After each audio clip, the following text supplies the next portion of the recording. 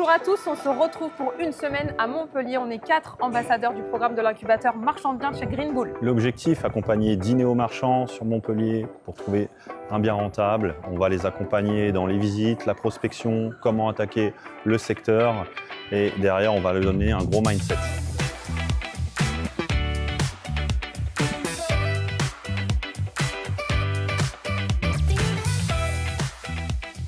Bon les gars, on se lance sur un nouveau secteur qu'on ne connaît pas. Quelles sont les premières choses à faire quand on arrive sur un secteur pour identifier qu'est-ce qu'on va rechercher comme bien? Pour moi, la première chose à faire quand on arrive sur un secteur comme ça, c'est de comprendre quelle va être la cible visée. Est-ce que on va être sur plutôt une clientèle finale d'investisseurs, de gens qui vont investir pour de la résidence principale? Est-ce qu'ils ont un profil plutôt de gens retraités ou est-ce qu'ils sont plutôt jeunes? Le découpage de la carte également, en termes de quartier, pour avoir un prix au mètre carré plus ou moins par quartier, enfin une approche un peu sectorielle entre guillemets, pour savoir combien on peut acheter en moyenne et combien on peut louer aussi si on s'adresse à une cible plus investisseur. Vous savez, quand on arrive, on ne sait pas trop, de pas trop se faire influencer par les agents immobiliers et connaître les bons et les mauvais quartiers pour éviter de faire des erreurs. Est-ce que tu as le droit de diviser? Est-ce qu'il faut des places de parking? Est-ce que tu es en secteur ABF? Est-ce que c'est un marché tendu ou pas? Est-ce que c'est plutôt de la maison individuelle, du studio, du 2 pièces, du 3 pièces, qui va nous permettre de nous orienter notre recherche pour avoir un produit plus liquide à la revente.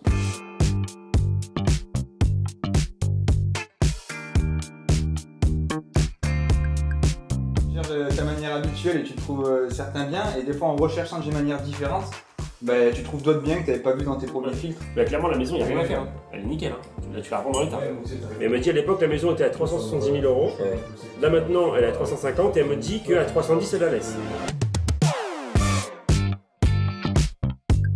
Bonjour monsieur, je vous appelle au sujet d'une maison que vous avez mis à la vente sur le Bon Coin, une propriété de 7 pièces de 370 mètres carrés. Oui, tout à fait. Je suis marchand de biens, je suis sur la région là avec des associés. D'accord. Et l'objectif c'est de trouver une OP rentable en fait. Pour être honnête avec vous, elle est à la vente depuis très longtemps. Et là, on l'a remis il n'y a pas si longtemps à 898. Je sais qu'il y a encore un petit peu de négo possible parce que, comme je vous dis, ils sont vraiment vendeurs. Je pense qu'allez, une offre à 30-40 000 en dessous, je pense qu'ils peuvent l'entendre. Parfait, voilà, trop bien. Tu vois, le mec, il t'a dit 4 fois, ouais, ils sont vendeurs, ils sont vendeurs. Ils ont déjà baissé de 30%, et ils sont prêts encore à... Il te dit au téléphone déjà, je prends le 50 000. Donc là, t'es sûr que tu peux le massacrer encore plus.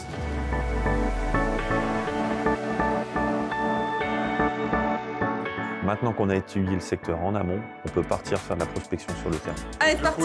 C'est parti. Je vais pas faire ma relou, mais on est un petit peu en retard.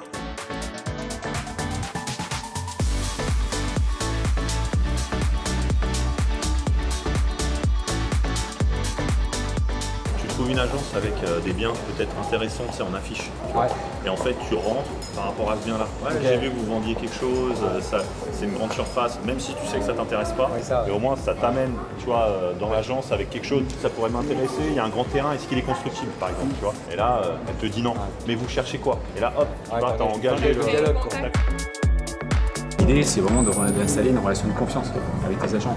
Et il faut qu'à chaque fois qu'ils rentrent un bien, qu'ils soient même pas, ils n'ont même pas l'idée encore de le mettre sur, dans leur vitrine ou autre, c'est de se dire « Ah putain, mais ça y est, j'ai quelqu'un, il faut que je l'appelle, quoi. »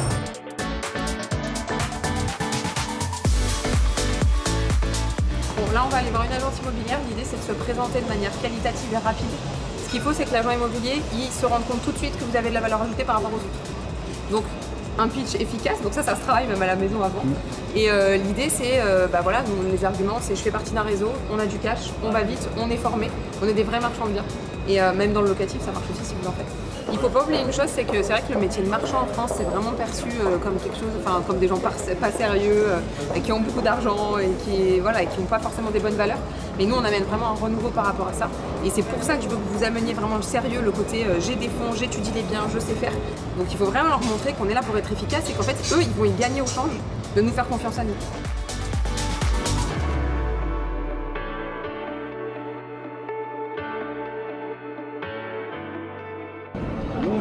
Une semaine sur Montpellier, une équipe de marchands de biens. D'accord. L'objectif c'est d'ici la fin de la semaine d'avoir trouvé un bien rentable. On cherche des grands appartements dans lesquels on pourrait faire de la coloc, des immeubles, ou des lots à diviser. Donc on a la découpe d'immeubles, découpe de terrain, DP, permis de construire, découpe de maison en appart. Voilà. L'idée c'est qu'on mutualise comme ça, si on vend ensemble et vous revendez derrière. Oui, c'est le projet. Elle en voudrait aux alentours des 600. Donc le terrain, après, nous, on peut le diviser et le revendre pour qu'il y ait en terrain à bâtir, en découpe. Ça, par contre, oui. Là, ça va être au plus offrant, de toute façon. Le gars, il ne connaît pas, c'est que des marchands. Il serre la main à celui qui a le plus gros chèque, c'est normal. Après, paiement cash avec une proposition qui n'est pas déconnante, ça se défend. Merci beaucoup. Au revoir. Au revoir. On travaille déjà avec les marchands de biens. Il nous a filé 3 trucs qui viennent juste de rentrer ce matin. Donc, on a un terrain à diviser 4000 m² dans une zone super. On a une maison et on a un appart. Ils font des parcelles de 300 m² pour construire des baraques. En fait, quand ils veulent étendre des villages ou des villes, ils font ça. Ils ouvrent le PLU à mort pendant des années et après ils referment. Premier OP à Montpellier, mon gars. Hein, tu vas te faire les allers-retours. Hein. On a dit, celui qui trouve, il se débrouille. Non. Ah ouais, c'est vrai. Non, mais c'est vrai, on vous a pas dit, c'est ça. Nous, on empoche, ok, et toi, tu fais le projet. Comme ça, t'apprends. Et nous, je suis lapin. C'est pas ça que j'ai le monde, hein. Ce matin, on a fait de la prospection et là, on est posé. L'idée, c'est d'étudier les 3 biens dont l'agent Imo nous a parlé. Et l'idée, c'est de savoir si on prend la peine de visiter ou pas, si ça vaut le coup. Il y a quand même eu presque 15 ventes sur le secteur depuis janvier 2024.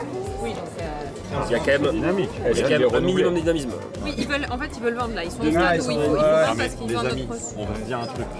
À quel moment vous avez pas été visiter un bien et vous dire tout de suite ouais c'est rentable, etc. Oui, non, on est d'accord. On est bien obligé d'aller visiter. Vous ne pouvez pas vous dire c'est 2005 du mètre, on n'a pas la place pour les travaux et tout. On est obligé d'aller visiter, faire une offre. Et c'est l'offre qui détermine que. Et on lui explique sur place qu'on fait la soustraction, qu'on met notre marge, etc. Si on s'arrête à chaque fois au prix du mètre carré, moi je n'ai jamais rien visité de ma vie.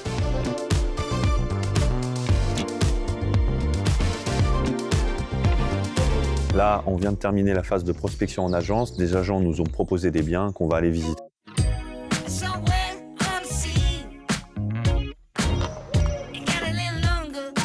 La façade. Elle est vraiment en bon état. J'ai vu les petits. L'extérieur, oui. Non, mais l'extérieur, je peux dire qu'on visite depuis 2 jours. On n'a pas vu ça encore en extérieur. Super, vous allez l'acheter alors. Ah, j'y compte bien. On va s'entendre sur le prix.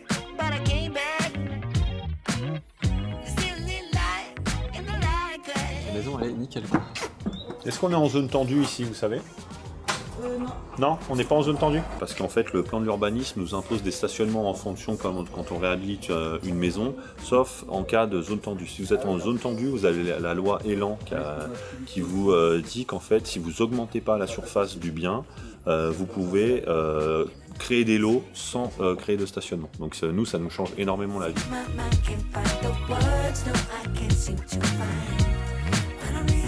Quand vous visitez des maisons, pensez bien à toujours accéder par la porte d'entrée, voilà, parce qu'il faut que vous puissiez visualiser comment vous voulez diviser la maison. Si vous commencez à accéder par la terrasse, etc., après on s'y perd, c'est déjà compliqué de diviser une maison.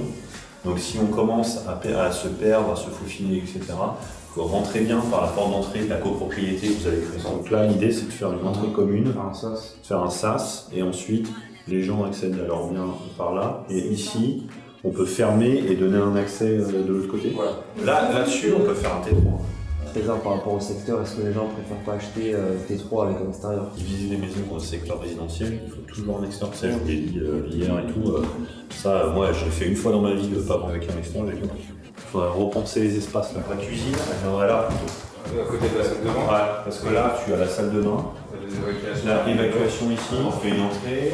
Là, tu peux faire peut-être agrandir la salle de bain. Là, c'est que du placo, ça. Donc ça, tu peux casser tout.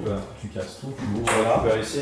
Les maisons, soit années 70, années 80, vous verrez, les porteurs, il y en a très peu. C'est des maisons très faciles à diviser. Ce qui est important à regarder, c'est si c'est une dalle béton, il faut absolument que ça soit des dalles. Okay. Si vous avez des planchers, des choses comme ça, c'est la cata. Okay. Pour le phonique, pour le phonique, c'est ingérable. Je pense que ça peut être un vrai coup de cœur. Maintenant, attention aux différences de niveau. Notre cible, ça va pas être les personnes âgées, ça va peut-être pas être les gens avec les enfants bas âge.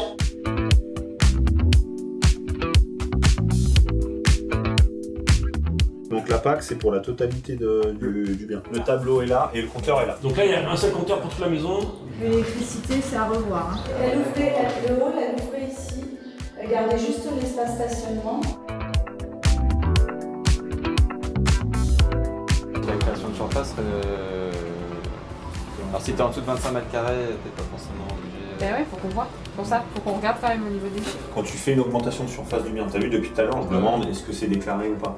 Et bah si c'est pas déclaré, tu dois faire une déclaration préalable en mairie, du coup, pour augmenter la surface. Là, la mairie va s'intéresser au projet. Elle peut du coup te demander les stationnements. Ça, oui.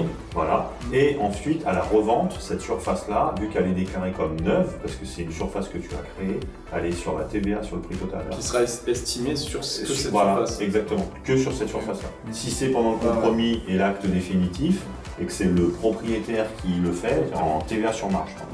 Tu vois la petite différence. En fait, aux yeux du fisc, tout ce qui est création de surface ou création de lot, c'est du neuf. Moins de 5 ans.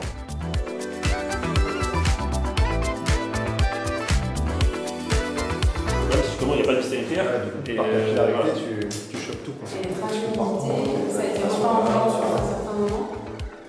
Il y a de l'humidité autour du volume. Parce que ça a été nettoyé, donc faut qu'on lève le voile sur ce mystère. C'est le parquet qui a remonté ça aussi. Oui, parce qu'il a beaucoup plu et on l'a pas aéré. Et... On a fait les volumes. Ça me paraît pas très intéressant quand même. Ah là, c'est du lourd. Ah non, c'est salut, votre déchet, salut. Ça me rappelait des souvenirs. Il a l'air tranquille quoi. Ah bon, on a connu. Ça me choque pas parce que la maison elle est saine d'extérieur, c'est du nettoyage, c'est de reprise de. Il y a les surfaces, je veux dire, les surfaces sont là. Nous on regarde les surfaces, on regarde les volumes.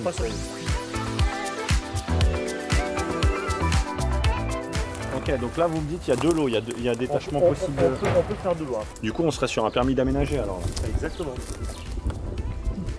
Ça nous arrange pas, vous savez. Pourquoi? Parce que le coût du permis pour deux lots, c'est quand même conséquent. Ouais, on peut avoir un budget qui peut acheter 3 millions d'euros. Le prix, c'est vraiment pas le problème. Tant que c'est rentable. Du coup, en termes de profil de vendeur, c'est quoi? C'est une dame qui vend depuis longtemps? Elle l'a acheté à mon avis trop cher. Ouais, On n'a pas négocié du tout, elle a eu un coup de cœur. Le potentiel y est. Ah bah ça, je suis d'accord avec vous. Ah ouais, non, mais nous, on voit le potentiel. Officiellement, il est à 399. Il m'a appelé avant-hier pour me dire qu'il est prêt à la vendre à 360. On est à 2500 € du mètre. Que ce soit compatible et qu'on fasse des choses cohérentes avec lui. On est parti sur un taux de renta proche de 6%. Ouais. Hein, donc je pense qu'il n'ira pas au-delà de ça. Voilà. Qu'est-ce qu'il veut dire?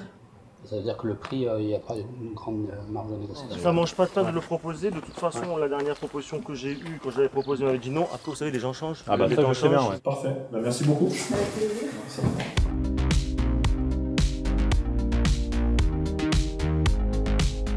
Ce qu'il faut vraiment comprendre, c'est à vous de driver la visite. Okay, si t'as vu, elle a voulu nous faire visiter l'intérieur à un moment, c'est pas comme ça. C'est vous le professionnel, c'est vous qui drivez la visite.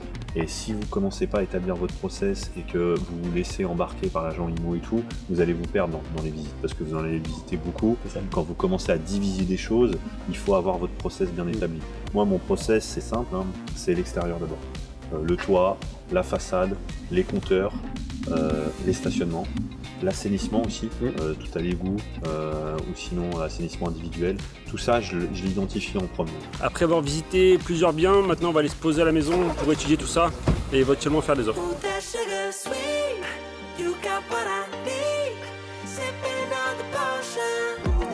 On arrive maintenant à l'étape essentielle, donc c'est faire le prévisionnel. Donc on a fait des visites, on a fait plein de recherches, on connaît un petit peu mieux le secteur. Maintenant, on va déterminer tout ce qu'on a visité, savoir si c'est rentable ou non dans le cadre d'un projet de marchand de biens. Par rapport aux projections qu'on va faire, que ce soit des projections financières, des scénarios de projet, est-ce qu'on fait 2 apparts, est-ce qu'on en fait 4? Il faut qu'on passe, on va dire, à la partie technique, c'est-à-dire chiffrer tout ce qui est travaux. On part sur des prix au mètre carré. Dans notre cas, nous, on va aller au max. Et il y a ensuite tout ce qui est coûts divers. S'il faut faire passer un géomètre, s'il faut faire passer un architecte, c'est tous ces coûts-là. On aura ensuite les coûts de raccordement. Quand on crée des lots, on a des raccordements électricité, eau, assainissement qui peuvent être assez impactants pour le financement du projet. On a ensuite tout ce qui est frais financiers, les intérêts de la banque ou du financeur et tout ce qui est frais de dossier qui peuvent être assez conséquents si on passe soit par un crowdfunding, c'est pas pareil que si on passe par une banque traditionnelle. Une fois qu'on a estimé tous nos coûts, on a un coût de revient qui est, on va dire, notre projet, pour le coup là c'est 1,65 million et on voit combien on peut revendre les lots par rapport au scénario qu'on a fait. L'idée après c'est d'aller sur des sites comme DVF, Papersimo, déjà pour aller voir ce qui s'est vendu autour. Et à combien ça s'est vendu au mètre carré notamment. On a ensuite des sites qui calculent grossièrement le prix au mètre carré dans les secteurs. Ça peut donner un ordre d'idée. Et après, même s'il faut s'en méfier, les agences qui font des avis de valeur. Et après, tout simplement, on fait notre chiffre d'affaires moins notre coût de revient et on trouve notre marge. Donc notre marge, nous, l'idée, c'est d'atteindre au moins 20% de marge et toujours garder quand même une marge de sécurité dans ces prévisionnels, que ce soit en chiffrage travaux, c'est-à-dire prendre des aléas, ce soit en prix de revente, on ne se met jamais pile poil au prix du marché, on essaye de toujours se mettre en dessous.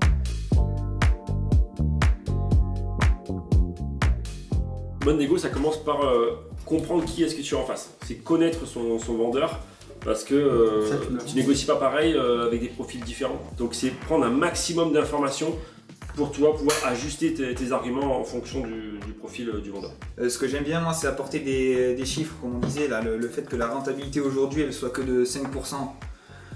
Pour un projet d'immeuble à 1 million d'euros, ça paraît assez énorme, je parle en locatif. Donc il y a possibilité d'amener aussi des valeurs chiffrées, des preuves formelles on va dire, à l'agent immobilier pour qu'il soit conscient du prix de vente du bien et essayer de le faire baisser un maximum. Et à ça on va ajouter tout ce qui est l'étage d'humidité, tout ce qu'on peut voir, les locataires en place, certains qui sont peut-être pas trop réceptifs à un départ. Une bonne négo en termes de chiffres, c'est quand tu as le sourire quand tu regardes ton bilan prévisionnel en fait.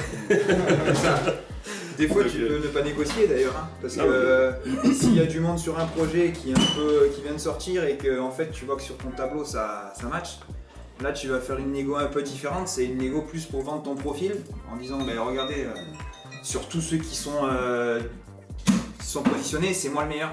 Alors pour plusieurs raisons, parce que tu as de l'expérience, tu es solide financièrement, mais il y a une qui est souvent quand tu n'es pas en concurrence avec des marchands de biens, mais avec des investisseurs, c'est de dire à l'agent IMO, vous allez avoir des lots à la revente derrière, qui n'auraient pas avec les gens qui vont faire de l'investissement locatif. Et ça pour lui, c'est, j'ai envie de dire, il n'y a que ça qui compte. On va appeler l'agent immobilier pour lui faire l'offre. Comment on va dérouler l'appel? Dans l'idée, on va essayer de lui faire comprendre qu'on est intéressé. Il va être content. Il va commencer par avoir cette phase de je suis content, ils vont me faire une offre, on est intéressé.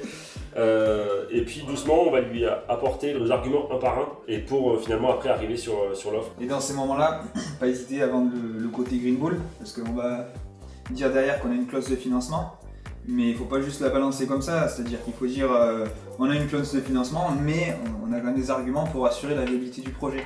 On est chez Green Bull, on est plusieurs investisseurs, on a possibilité de lever des fonds et surtout aller au bout du compromis. Mais quand tu amènes une offre qui peut sembler indécente, si tu n'as pas les arguments derrière, justement, c'est là où ils prennent vraiment ils le prennent mal. Oui. Et non seulement il ne faut même pas passer l'offre au propriétaire, et derrière ils ne veulent plus entendre parler de toi. À chaque fois que tu vas contacter l'agent IMO ou le particulier qui vend, tu te fais des notes avec tout ce que tu veux dérouler pendant l'appel. Tu fais une checklist. Parce que des fois, tu sais pas comment se passe l'appel, avec la pression et tout, tu peux oublier des choses. Donc tu as vraiment une checklist et tu sais que tu dois la tenir. Et ce que je fais en plus, c'est que je prépare ma checklist comme ça, je prends ChatGPT, je lui sors tous mes arguments, je dis voilà, je vais faire une négociation, comment tu amènerais les choses avec tous ces arguments, et il me fait un plan d'appel.